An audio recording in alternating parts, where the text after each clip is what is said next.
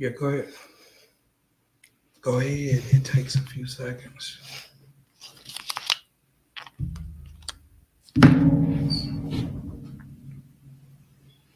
Hello, family. Hello, family. We're going to play our clip.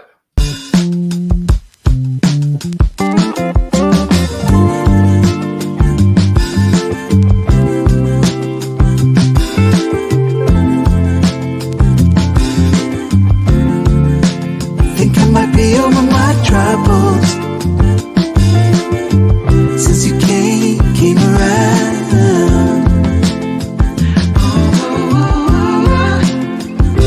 Something struck me. Oh, lately. Hello, family. How's everybody doing? This is Toast to Love. I'm Isaac McJimsey. And I am Jackie McJimsey. Welcome to Toast to Love. So, thank you guys so much for tuning in. Yeah, thanks for tuning in. Today is one of those days where we're very excited. We're excited about all the things that are going on. Excited from our last week's live, and so just want to just make a couple of announcements. First of all, this session, wait a minute, is give us just 1 second. This session is sponsored by Marriage 360. Talk to them about Marriage 360. So, guys, we're building it while we fly. So, what Marriage 360 is? We're a marriage ministry. We do coaching and couples coaching and counseling. We also do family coaching and counseling. We do consider this ministry that we're doing, but we also we've gotten trained through the Gottman Institute. We've also gotten trained through Kirk. What's Kirk? Dr. Sean Dr. Kirk. Sean Kirk for Christian coaching and counseling. So, we can kind of look at this on two sides of the spectrum. If you guys are interested in getting any type of coaching and counseling, reach out to us and let us know. We'd love to work with you. So on Instagram, what's going on, King Dez Valdez? How you doing, my friend? How you doing, my brother? My brother from the same mother. You can't see it in this Instagram, but on Facebook, definitely I got a picture in the background. Appreciate it. It is from you, and we appreciate you for that. And so we just thank you for getting on. Thank you for supporting. Thank you for being a part of what we're doing. This is Toast to Love. This is where we chop it up. Of course, one of our supporters, one of the people who definitely has encouraged us to do coaching and counseling is my brother Ryan in DC now. Him and his awesome wife Erica. We're trying to build a community. There are a lot of counselors. There's a lot of counselors who look like us, talk like us, think like us, that are in the profession. And so definitely when I was thinking about, and Jackie was thinking about taking it to the next level, Valdez was one of those people who said, hey, yeah, definitely, go for it. And here's some things you want to do. And so we're just very encouraged by that, excited about that. And so we know a lot of therapists, a lot of therapists in the business. And why is that even important? Because you got to find the right therapist that fits you. I want to say this before we get started and talking about communication is, hey, your mental health is everything. Your mental health can affect how you perceive things. And so it's just important to get a wellness check, get a mental health check, find the right counselor that can hear you from your perspective and also guide you the way you need to be in terms of your mental health. And so we encourage you to do that. Exactly. Yeah, good deal. So, tonight we're going to jump into communication. Talking a little bit more about, we started on communication last week, and talking about communication, we're talking about how we converse with one another. How do we have the conversations that we need to have? How do we make the conversations that we have with one another rich? How do we make those conversations impactful, where they're meaning something instead of just arguing and fussing and yelling with one another, or it coming out to be something that, you know what, I'm not for sure if I want to have this conversation with you, not for sure if I want to talk with you. So what we want to try to do tonight is kind of just dive a little bit deeper into that. Most definitely. Before we do, we also on YouTube. I put this in the chat. Check us out. Our YouTube channel is Toast to Love TV. Just want to handle some of that house cleaning stuff or the little things. And so to our people who are on YouTube, we wanted to give information. We counsel so much through the week, counseling every day, excited about counseling every day. But for those who may say, well, I can't afford the counseling, or say, you know, how do I get information just on a weekly basis? This is why we're doing Toast to Love. It's why we started it a couple of years back, just to encourage people to give out information for the person who says, hey, you know, I'm not able to afford that now. Just want to say this, you know, a lot of therapists and counselors provide counseling on a sliding scale. So stuff is given out for free. We consider this one of our, where we're sowing back into the community. So in terms of the information and the content, we just encourage you to get that. You can go back and look at some of our other clips. They're on YouTube at Toast to Love TV. They're also, if you look on our Facebook pages, you know, there's information there as well. So definitely want to jump into this. Hey, Miss Angel Kearns, thank you for being on Facebook.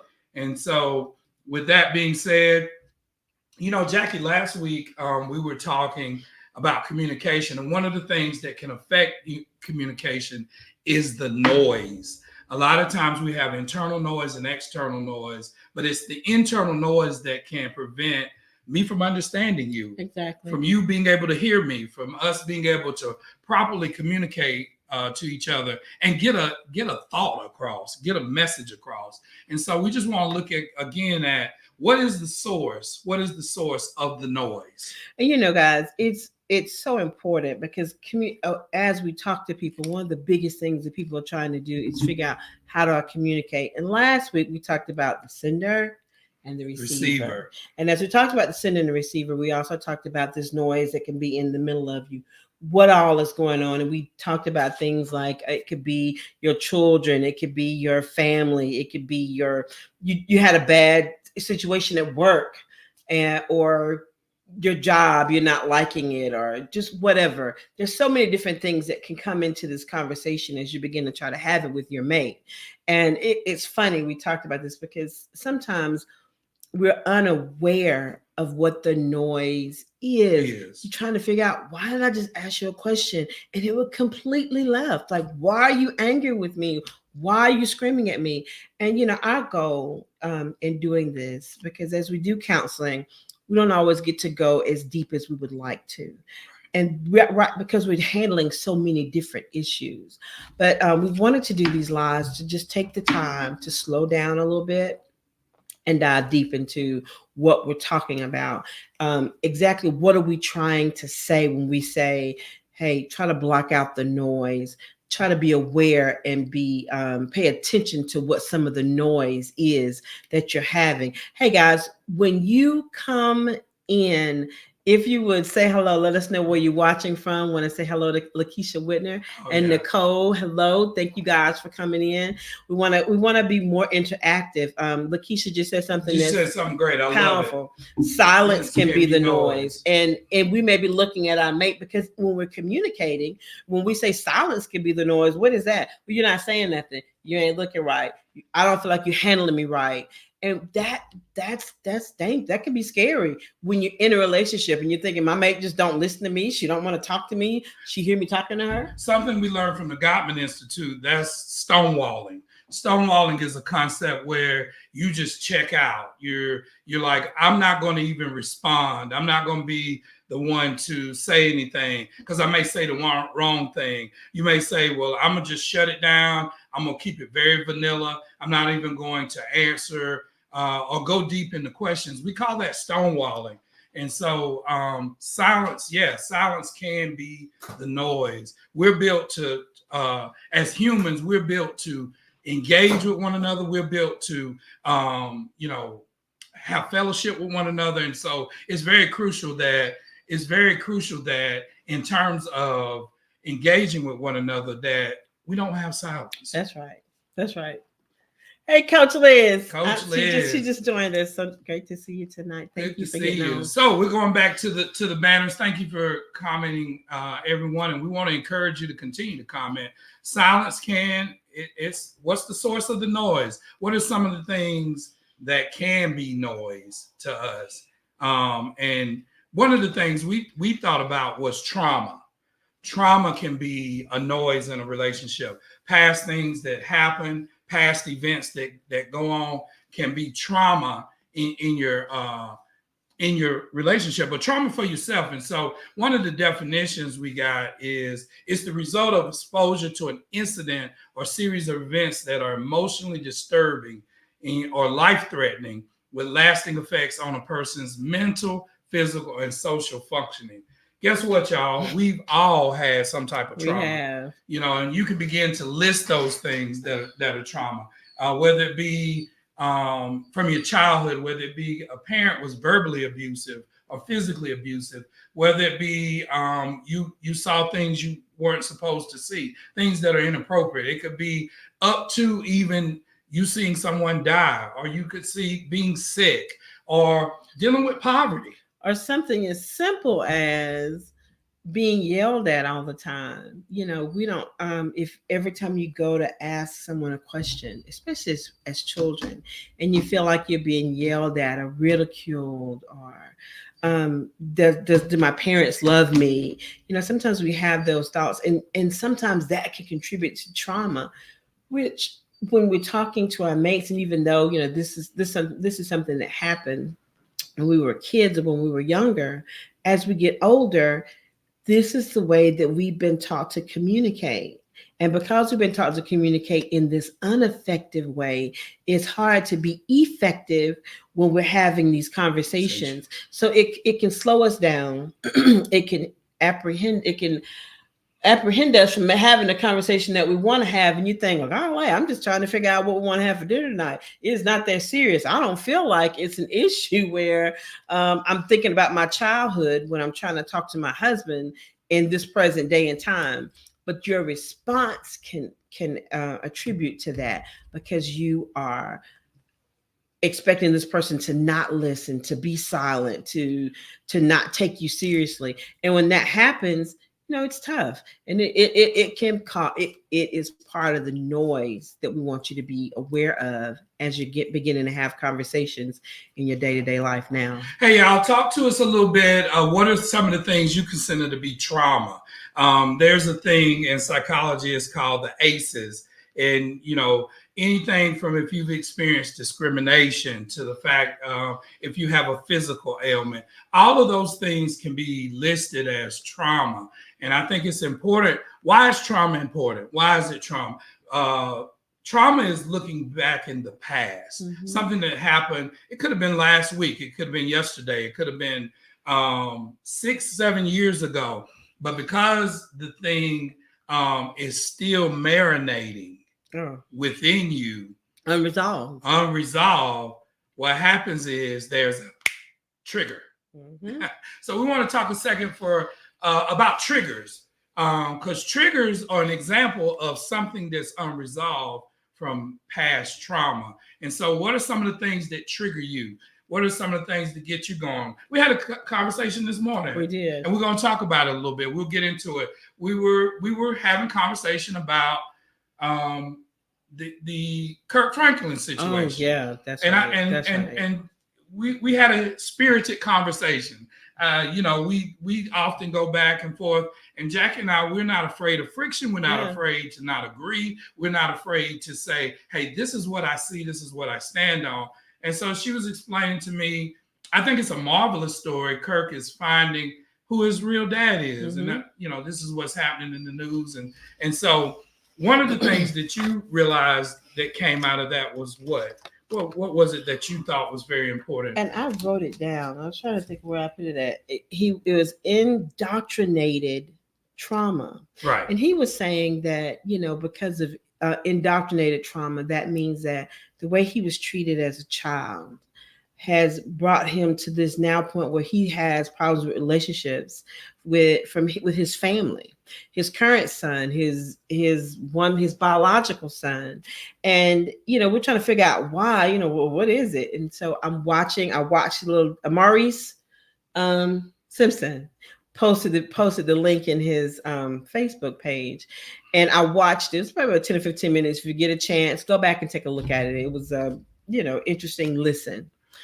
So talk to us. What the point you were trying to make to me was we can be indoctrinated or get encapsulated by our trauma. What does that mean? So what is that? That means that this is a trauma that you had in your life since you was a child. And what you've done with this trauma is that you've moved forward. You got married, you've gotten a wife, and you've got a family. Now that you have this family and you still have this trauma that was untreated. So now because your mother, you didn't have a good relationship with your mother or with your family, now that kind of transcends over into the current day family that you have. And, it may not be as intense as it was with your biological family, but you still have this communication gap. And he said it's crazy. He said, I thought it was interesting in the video because the mom, when he found out who the dad was, he did a DNA test. After the DNA test, the mom said it was 99.999.5% positive. And the mother was like, absolutely not. I promise on my life that this is not your father. He was like, okay. So they came together and they did another test, and he all came to this test, and the test came back with the same results. And she said, I just don't believe that. I can't go into that. He said it's institutionalized trauma. Right. So it's like putting yourself in a prison, and she cannot come out of that no matter what the test results say, no matter what's happening, because she's got this view in her mind that I know what I want this to be. Not that I know what this is. I know what I want this to be, and I cannot accept what you're saying. It's just not true. So when you have that, you have to stop and think, are you taking your beliefs and solely using your beliefs up as to something that this is the way that you have to be? It can't be any other way. Yeah.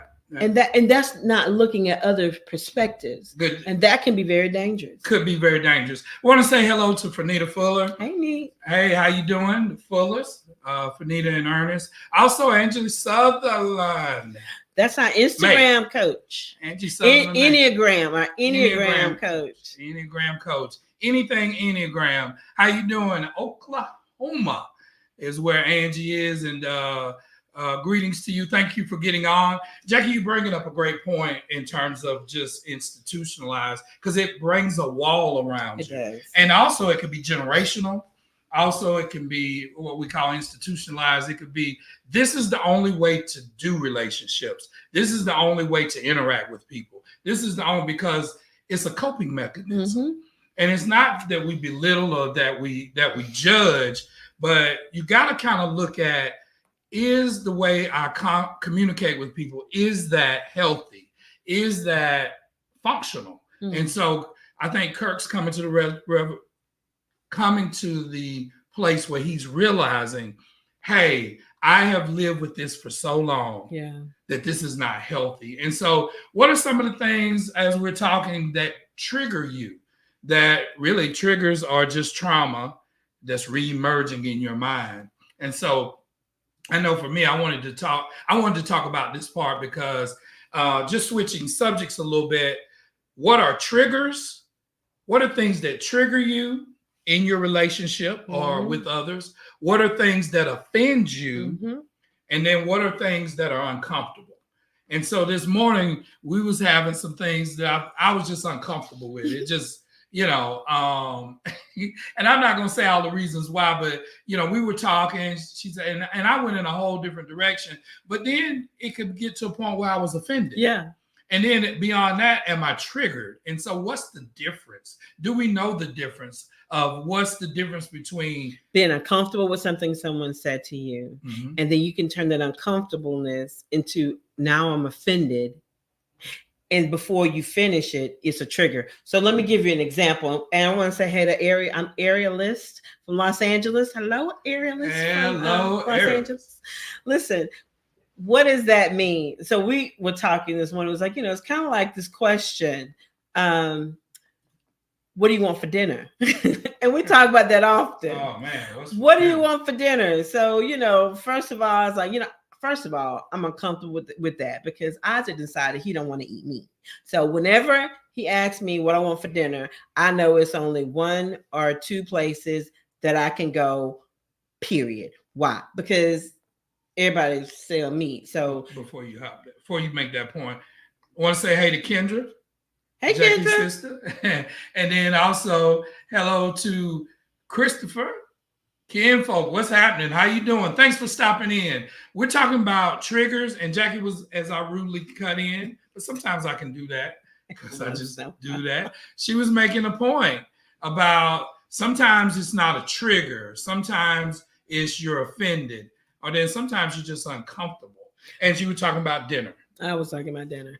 Then what happens is, so now I'm saying my response back is when he asked me what do you want to do for dinner, I'm already not comfortable because I don't know. So no matter what I say, I know for a fact it's gonna be no.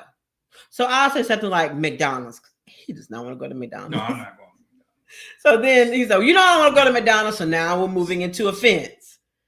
I'm upset. Why am I upset? I'm upset because you asked me where I wanted to go. This is what I said, and now. You go. You're going. Well, you just go to McDonald's. I don't need McDonald's. So now we're moving into a trigger. He upset because we've had this conversation 15, 20 times. It always ends the same way. It's never good. And why do we keep going through this? So what's our go-to? So how do we get through this? It's good old salad, good old baked potato. I'll go by Outback and pick up a salad and baked potato. That's our default. And then we'll be fine. Or we'll just eat salad and baked potato at home. We're doing that more than anything now. But, it's just having a plan in place. We've already planned how to handle the dinner situation.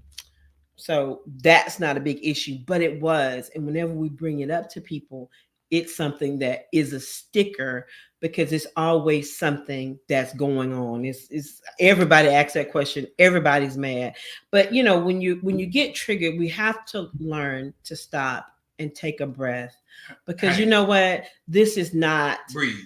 8 months ago when we did not have a plan for what we were going to do for dinner. Of course, now 8 months ago, he was eating meat. So it had to change. And so sometimes you got to be willing to say, you know what? I'm okay to change. I'm okay to do something different. So now what we're doing, first thing you got to do, whenever you get triggered, whenever you feel offended, whenever you feel like you're uncomfortable, stop and take a breath. Breathe. We are big proponents in this, and I don't care who you are, I don't care what therapist you go to, they're all telling you the same thing. Why are you breathing? Because you got to be able to take a breath.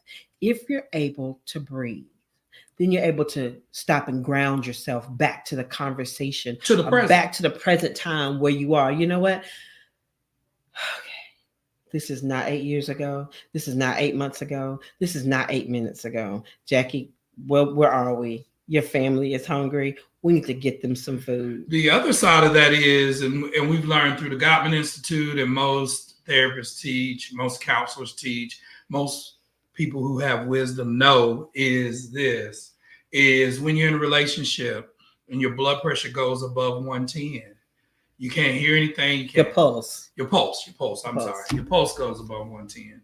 Your blood pressure stay above 110. You're not properly receiving and saying information. That's right. And so the breathing brings you back down so you can hear, so you can understand, so you can talk, so you can discuss. And so it's a thing that really helps couples if they would just pause and breathe. Before we go to our next point, we want to say hello to Mama Minnie Hey, Murphy. Mom. Hello. And to Miss Vonnie Vaughn. Hello, beautiful. Thank you for getting on. Thank you for getting on. So, Jackie, what else? Couples conflict is not going to go away. I mean, we're going to always have conflict. You and I have been together 33 years. And tomorrow is our 24th wedding. 24th wedding anniversary. We'll be married 24 years on tomorrow. Yay. If you are so inclined, we're going to be celebrating and enjoying each other and taking time away. Hey, if you're so inclined, in the beginning of the comments is our Cash App. $360 marriage. 360 marriage. That's right. Yep, Okay. 360 marriage. And so some other things is that something to toast to? Oh, let's toast. Is that something to toast to? Is that something to toast to? Mm-hmm. Okay. I say that because it's not a given that you'll get 24 years. Even if you're in love, even if you are committed to each other, even if you listen, no time is guaranteed. Tomorrow's not promised. And so we have to treasure and we have to savor and have to appreciate every moment. And so, we're going to take time out to enjoy one another and just be together because 24 years is not guaranteed. Been together for 33 years. Thank you, Layla. Thank you, Vonnie. We appreciate it. Thank you, Miss Vanita. Thank you. Thank you, guys. Thank you. So what are some other things that you can do when you get this when you get anxious or things are you feel uncomfortable, you feel offended, or you feel triggered? Something else you can do: acknowledge your feelings. It's okay to say, "Hey, baby, I'm upset." Right. It's okay to say, "Hey, sweetheart, I'm not the way that you came at me. It upset me. It hurt me. Right. I felt disrespected in that moment." Because if you don't get that out, then it stays in your relationship and it begins to fester. It festers and it becomes unforgiveness. It becomes resentment, and it's a conversation. But acknowledge your feelings. Make for sure that you can say, "Hey, this is how this made me feel." And if you're the person that's being told, if I am telling Isaac that, "Hey, baby, I felt you started screaming at me and I was just asking you what was for dinner." Right. Yeah. Then now we can have the conversation. So what you gonna say back? Is, "Hey, I just get over it now." Seriously. No good anniversary for him. No, but two things on a serious note. Two things are happening in that moment. One is an acknowledgement of, "Hey, I'm dealing with some things that was inappropriate. I shouldn't have raised my voice at you." And then that gives me a chance to say, "Hey," on how it made you feel and what's going on with you. But it also offers your mate a chance to say, "Hey, what's going on with you? Hey, you know what? I got some things going on at work, dealing with a parent, dealing with a coworker, dealing with a family member, dealing with a friend, dealing with the stresses of life. Mm-hmm. Maybe I'm just not my best." Y'all, it's so crucial. I want to give another shout out to my sibling. He and I always talk. Y'all, we're getting ready to change seasons. We're getting ready to go from where we had a lot of sunlight to where we're not going to have as much sunlight. And people usually, we're not trying to put this on anybody, but people usually experience seasonal depression during this time of year. Look out for your spouse. Look out for your mate, because just physically, they're not getting enough sunlight. And if we're not conscious about moving and exercising and taking care of the normal things, we could slip into sadness. We could slip into depression. And so it's just so important that we be aware of that. It is. Something else you can do is create some space for yourself. Give yourself an opportunity to say, "Hey, give me a minute. Yeah. Let me breathe. Let me get myself back together," because that response was not triggered by that question. Right. You know what? Hey, let me see where I am. It's a lot. And the next thing, if you're feeling negative emotions, you want to practice positive action. Right. And what do we mean by that? So you can't practice making a good response in that moment. That's something you have to do before you have these moments. And perfect practice makes good response. So when you're not mad at each other, talk to each other about how you want to respond to each other. Talk to each other about how you want to give back to one another, about how you want your mate to feel when you're speaking to them. And if there's a situation that comes up and you don't feel this way, what do I need to do to make this a better moment, to have a positive experience for the next interaction that we have? The other thing is create positive memories. I mean, so one of the things what led us to start talking about proper communication is because a lot of the couples that come into our practice, come into have counseling, communication is an issue. One of the things that fuels that is a thing called negative sentiment override, which is how do you think about your spouse? And a lot of times how we think about our spouse is based on an experience. You have a negative moment, a negative experience. And so for us tomorrow, we're going to do the best we can to have a positive moment so that we can look back on yesterday and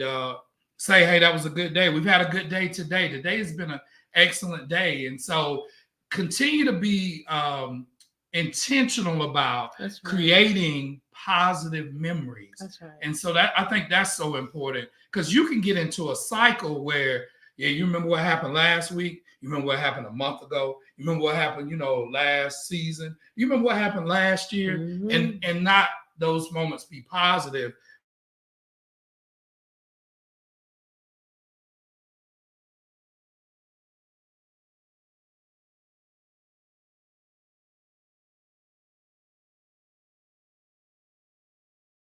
And what are you doing? We had a little blip there. So explain that again. Communication should be building true understanding. Right. So what do we mean by that? When I'm talking to Isaac, I want him to understand what I'm saying. My goal is to try to get him to get my point of view or to get an understanding of what I'm saying. Meaning, babe, you call me and ask me what I wanted. Well, what I wanted for dinner. I asked you what you wanted for dinner and what happened in that moment. I want you to understand that I want to know what you want to eat because I know that you have a special diet and a special schedule that you're trying to keep to. But I think the number one most important thing that I want to do is to make for sure that you understand I'm not exactly for sure what you want to eat, but I want to get it for you. I want to take the time to be what you need for me to be for you in this moment. Yeah, most definitely. So in terms of what communication should be, it should build, it should be building, it should be true, and it should help the person understand. So in this part of our lives, we always try to give something. It's all spiritual, but we try to, what is biblical? What does God think about this? What does his word say? One of the scriptures we wanted to pull is Ephesians. It says, but do not let unwholesome, foul, profane, worthless, vulgar words ever come out of your mouth, but only such speech as is good for building up others and according to the need or occasion, so that it will be a blessing to those that hear you speak. Woo. That's a lot. That's a lot. That's where we get the conversation. Every word we say to somebody should build them up. Even if it's a correction, even if it's something that's a point of saying, hey, this was where you harmed me or you offended me. That should be said in love, and it should be a building moment, not a tearing down moment. I love this scripture because it's so important that the words we say to our spouse should build them up. It shouldn't tear them down, and they should be wholesome. The Bible also talks about can bitter and sweet come out of the same fountain.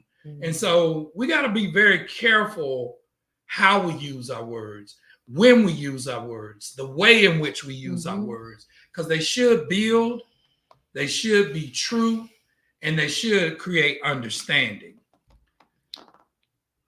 I agree. Yeah. Another scripture I wanted to give in Proverbs, it says, a closed-minded fool does not delight in understanding. There we go with understanding. Have you ever met a closed-minded person? No, just look straight ahead. Just look straight ahead. Just look straight ahead. Have you ever met a person? We say they stubborn, closed-minded, bullheaded, but only is revealing his opinions unwittingly, displaying his self-indulgence and his stupidity. When we are closed-minded, and that don't mean you believe everything, but particularly with your spouse, one of the things that we've seen with marriages that are masterful and successful in relationships is to each other, they're open. Yeah.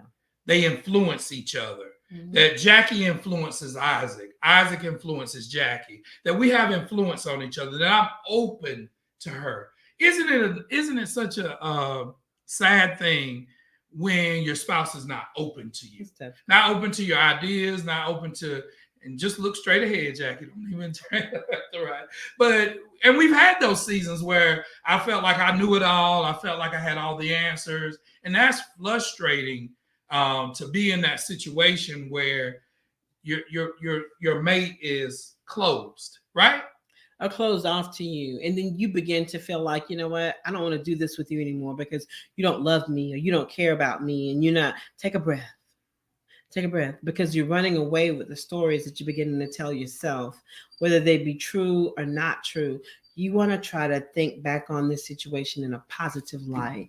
You know what, your husband, your spouse, your wife, your children, whoever you're having these conversations with, most of the time, I did not say all, I did say most of the time, these people are not in conversation with you to hurt you or harm you. They're mostly in these conversations to get you to get an understanding of their point of view. So that's something that we, with us, especially talking with our children also, trying to figure out what is their point of view, because their point of view is way different from our point of view on most things. But we can't come to a ground where we're both understanding of one another.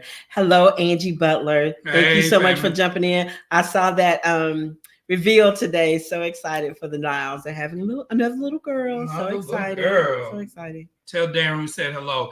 Last point. We said this last week. This piece of scripture works on everything. On everything. What did it say? I put it on everything. Dear brothers and sisters, take note of this. Everyone should be quick to listen, slow to speak, and slow to become angry. And as someone who had a quick fuse, as someone who could go off at any moment, I am still learning how to listen. If you don't get nothing else out of this live, breathe and listen. Breathe and listen. And so if you do that, you're going to be slow to speak. And of course, the whole goal of the thing is to be slow to become angry. We see so many situations where people are angry. Their fuse is lit and they're ready to go off. And so that's dangerous in a relationship. We can do significant and have done, and hopefully we pray we don't do any more damage in our relationships by our words, by how we communicate. We didn't go over this tonight, but 90% of communication comes down to these three things: your tone, your body language, and quite naturally, probably your facial expressions. And then the other 10% is your words. So your tone, your intent, your body language, all of that. If you can kind of tone it down a little bit. If you're at a 10, you want to be at a 5. If you go in at an 8, try to take it down to a 4 a little bit. Whatever you're at, you want to kind of try to cut it in half, because if you're over exaggerated, then they're going to be over exaggerated. Everybody in the house going to know we're over exaggerated, and it's going to end with a bad evening. But you can always flip that around. You could always make that a better evening by being good to each other. What my grandmother would say, be sweet. Be sweet. Be sweet. Y'all, this is, we've come to the end of our live. We appreciate you coming on. We ask you to go to, it's in the top of the comment section. Go to our YouTube channel, subscribe, like, share. Also with this live, if you feel like this has been a blessing, share it with somebody. At the end of the day, and I'm this is what we really stand on. We want to help couples. We want to help relationships. We want to see everybody win in their relationship. If you've made the commitment to start dating, or if you've made the commitment to get married, then we want to see you win. But guess who doesn't want to see you win? The enemy. The enemy doesn't want to see you win. So don't hesitate to reach out to us. At the end of the day, we are Marriage 360. We do coaching and counseling. We do individual coaching and counseling. The space we're sitting in right now is our new office, newly transformed office. In the back, if you can slide to a little bit, Jackie, you can see our couch. Come sit on our couch. Come on and sit on the couch. And let's have a conversation. At the end of the day, a lot can be solved through just having a conversation. So reach out to us. Our website is at the top of the comment section. And we look forward to seeing you next week. I got a surprise on what that conversation is going to be about. We'll talk it over, but it doesn't mean anything unless we're having the conversation with you. And also, family, also keep in mind, we all got a lot of stuff going on. There's a lot of things that can be coming in between you and your mate's conversation. If you're not for sure what that is and you cannot get it together with having this conversation, don't give up. Reach out. Thank you. All right. Till next time.